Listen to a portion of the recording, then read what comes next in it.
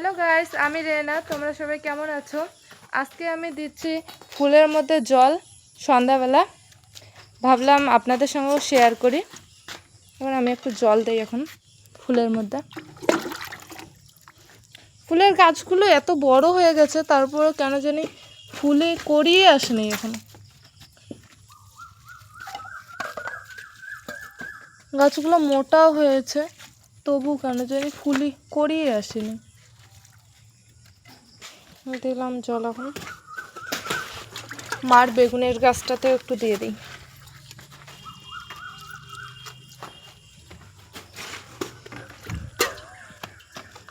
আজকে আমি অনেকগুলো কাপড়ও ধুয়েছিলাম।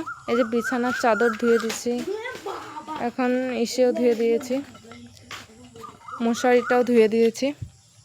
আজকে মা গেছিলো একটু বাইরে, কাজে গেছিলো, আর আমি এগুলা ইসে করছি, ধুয়েছি এগুলো সবগুলো।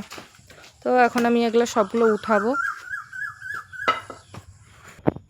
এখন আমি সব কাপড়গুলো তুলে নিয়ে আসলাম। এখন এটা গোছায় নেব এখন, আর মশারিটাও এখানে টাঙাবো। এগুলো সব আজকে আমি পরিষ্কার করেছি, আর এটা এখন লাগিয়ে দেবো আমি। যে গোছানো হয়ে গেছে, আমার কাপড় গোছানো হয়ে গেছে। আর মা বলতেছিল মশারিটা যখন শুবো তখন নাকি টাঙ্গে দিবে। আমি তো পারতেছি না, কখন থেকে চেষ্টা করলাম, পারলাম না। ওইটা মা টাঙ্গে। আর আমাদের এদিকে সন্ধ্যাবেলা ভিউ দেখবেন, এত সুন্দর লাগে, মানে কি বলবো। আমাকে তো অনেকই ভালো লাগে।